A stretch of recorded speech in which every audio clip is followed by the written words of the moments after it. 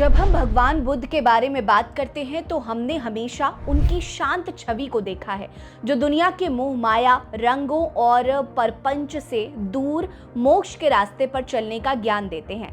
जिन्होंने ज्ञान प्राप्ति से ये जाना कि दुनिया की मोह माया ही हमारे दुखों का कारण है। बुद्ध जिन्होंने हमेशा सादा और सात्विक जीवन जीने की ही सीख दी, उनके अनुयायी गेरुआ वस्त्र धारण करके माथे को मुंडा कर रहते हैं ताकि दुनिया के भौतिक सुखों से उनका मन विचलित ना हो। तो क्या आप ऐसा सोच सकते हैं कि जिन्होंने सभी राजसी ठाट बाट को छोड़ दिया, जिन्होंने एक सन्यासी का जीवन जिया, उन पर भी कभी मोहमाया का रंग चढ़ सकता है? शायद नहीं।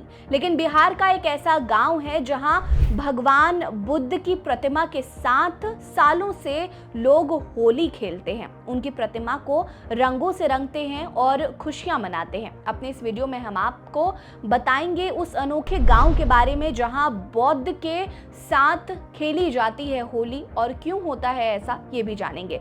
नमस्कार, मेरा नाम है रीटा, आप भीमसेना देख रहे हैं। वीडियो पसंद आएगी तो लाइक कर लीजिएगा।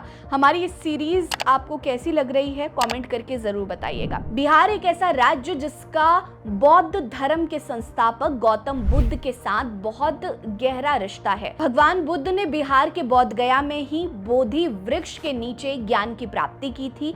बिहार के बोध गया के बाद वैशाली एक ऐसा स्थल है जो कभी बड़े बौद्ध विहार कहलाया करता था, जो बुद्ध के पसंदीदा स्थलों में से एक था। और इन्हीं में से एक है नालंदा, जो भारत के सबसे बड़े बौद्ध मठों में से एक था। नालंदा जिले में पड़ने वाले बिहार शरीफ से करीब 10 किलोमीटर की दूरी पर स्थित है तेतरावन गांव। ये एक ऐसा गांव है जहां बुद्ध की काले रंग की मूर्ति है, जिसे यहाँ के लोग भैरव कहा करते हैं। और हर होली के त्योहार पर एक दूसरे को रंग लगाने से पहले भगवान बुद्ध की मूर्ति को रंग लगाकर उनसे आशीर्वाद लेते हैं। जानते हैं कि क्या है इस मूर्ति की खासियत? दरअसल नालंदा विश्वविद्यालय के समय में तेतरावन में मूर्ति काल की शिक्षा दी जाती थी। इस गांव में मौजूद मूर्ति करीब 7.5 यानी कि 7.5 फीट की काले पत्थर से बनी हुई एक मूर्ति है, जो कि भूमि स्पर्श मुद्रा में है। इसे पाल वंश के समय में स्थापित किया गया था। पाल वंश 750 ईस्वी में राजा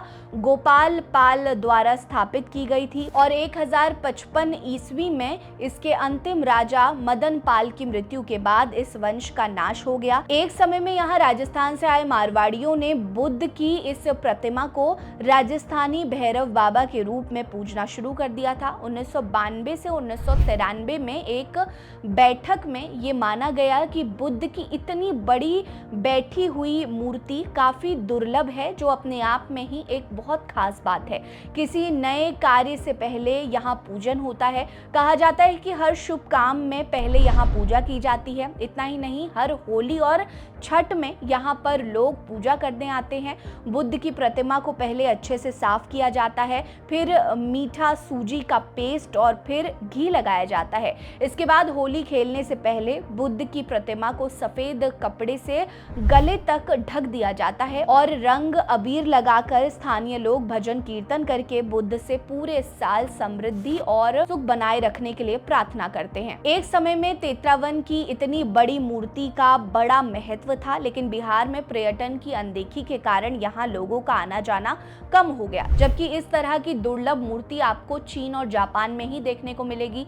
सरकार ने पर्यटन को सही से विकसित ही नहीं किया, जिससे ये स्थान अपनी लोकप्रियता को खो रहा है। काले पत्थर से बनी ये मूर्ति भारत में बुद्ध की बनी ऊंची मूर्तियों में शामिल है, लेकिन फिर भी सरकार की अनदेखी के कारण ये अपनी गरिमा खो रहा है। स्थानीय लोग लगातार इसके रखरखाव की मांग कर रहे हैं। ऐसे में ये देखने वाली बात होगी कि बौद्ध धर्म को मानने वालों के लिए इतनी प्रमुख नगरी पर आखिर सरकार कब ध्यान देगी। वेल, आप इस मुद्दे पर क्या सोचते हैं कमेंट करके हमें जरूर बताइएगा। हमारे साथ बने रहिए। नमस्कार।